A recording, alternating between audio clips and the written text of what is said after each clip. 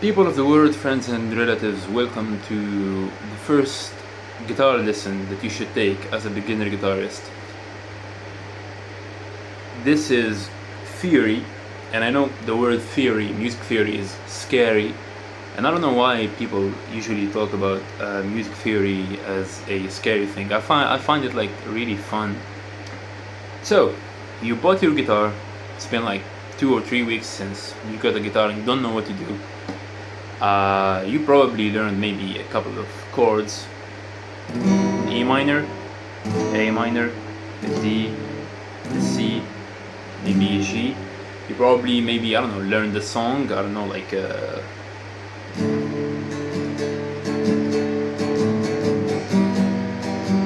like 505 or something. Maybe you learned the riff, maybe you did the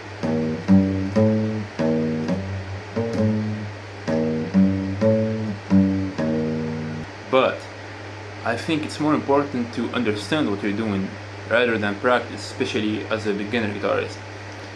Especially if you wanna like start improvising, you wanna start composing music. So, in this lesson, I'm gonna show you the first 2 skills that you need to understand and you need to learn and practice as a beginner guitarist. We got the major scale in one octave and the minor scale in 1 octave. It's a really easy lesson to understand. If you understand this, it's gonna make it easier to understand further more advanced music theory, right? So let's start with the major scale in 1 octave. Let's start on a C, and I'm gonna start on a C to avoid the sharps and the flats. First of all, we gotta know the notes that we got in music in general, right? On a guitar, we got 6 strings: E, A, D, G, B, E. Eddie, 8, dynamite, goodbye, Eddie, right? Starting from the E string, the low E string, we go E, F, F sharp, G, G sharp, A sharp, B, C, C sharp, D, D sharp, back to an E on the 12th fret, right? So, when we understand that, to avoid the sharps and the flats on the scale, we gotta start on a C, because the C major scale does not have any sharps or flats, meaning it will just make it way much easier to understand what's really going on, right? Starting on a C, we go 2nd string from the top, 3rd fret, giving us a C. So this is A sharp, B, C, right? Start by playing this note, which is the C, then to the 5th fret, a D, go down 1 string, go to the 2nd fret on the 3rd string from the top, giving us an E, and then go to the next fret, which is the 3rd fret, giving us an F, then to the 5th fret, G, go down 1 string, 2nd fret, with the B, with the A, and then go to the 4th fret of the 3rd string from the bottom, giving us an B, and then next fret, and it's a C. So that's a C to another C, right? Left. I would advise you to use your fingers like this, right? So let's say this is your index finger is number 1, middle finger number 2, ring finger number 3, and pinky number 4. You go 2, 4, 1, 2, 4, 1, 3, 4, right? Now, why is this an important thing? This is how to basically change the key to any song in a major so any song written in a major key, right? So basically, let's say our song is written on a C, right? And I want to, like, and our chords are C, D, E, and G, right? And I want to make it on the D scale, right? What we're gonna do is D, and then E, F sharp, and A. So these are the new chords we got, right? And it's the same thing on the minor scale. You just take the shape that I just showed you, and you put it on any note on your fretboard, and it's gonna work.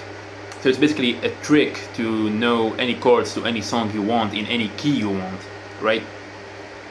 Just you gotta know the original key and the original chords, and then you can just adjust it on any note on the fretboard. It doesn't matter how high it is, how low it is. It's quite literally the same, right? As long as it's a major, minor, right? Now here's the thing. What was I gonna say? Yeah. On the other hand, the minor scale, right, in one octave, let's start it on an A to again avoid the sharps and the flats, right?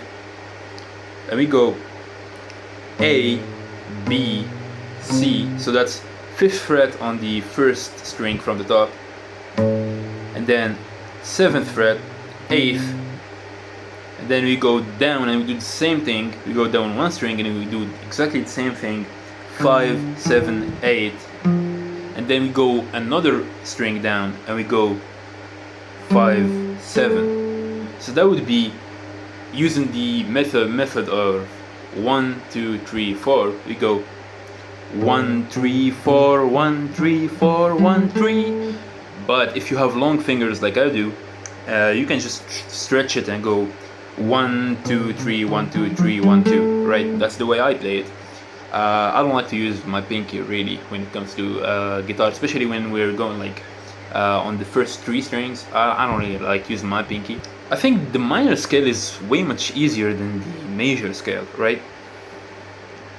And it's exactly the same thing. Let's say we have a song in an A minor, written in the A minor scale, and we want to make it written on the G minor scale, right? Using the chords A and B, C, and D, we go G, A, A sharp, and C. Yeah, exactly. This will also help you memorize the whole fretboard, which is something really important, especially if, let's say, you're playing a solo and you basically kind of forgot the shape you're in, right? You're improvising a solo. So basically, by knowing where each note is, you can basically find your own way. Let's say, for example, we're playing in an A minor, and we know that the A minor scale does not have any sharps or flats. So knowing where the non-sharps and non-flats are on the fretboard, we could, you can basically find your own way, like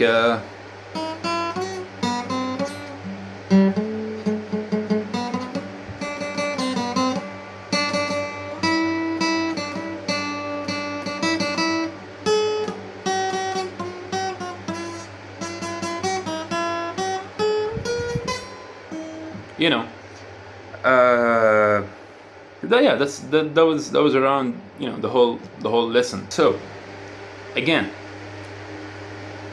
if you wanna start understanding what you're playing, you gotta understand that music theory is not something hard, right? It's just about if you really want to understand it or not. Because as I said, I find it like really fun to understand, to play scales and all that stuff. On the other hand, I know people who've been playing guitar for so long, like for years, and they don't understand anything in music theory, and that's something that's like weird to me, you know, because if you just practice your scales just like for a few minutes a day, you're gonna get it, you know, you're gonna be better at soloing. You're gonna memorize the whole fretboard and all that stuff. So that was just it for today. You know, I'm gonna make more videos about music theory. I'm gonna make videos about other scales, you know, the pentatonic and the full minor and major scales, like on the full fretboard. Also, I'm gonna make how to know exactly what chords to use for your song, right? And yeah, that was everything. If you have any suggestions for a song tutorial, you can write it in the comments. Thanks for watching, thanks for everything. See you in the next video. Oh yeah, go listen to my improvisations on the channel, you know, some blues improvisations. You can call it an album. It's called Acoustic Blues. It's played on this guitar. And that was it for today. See ya.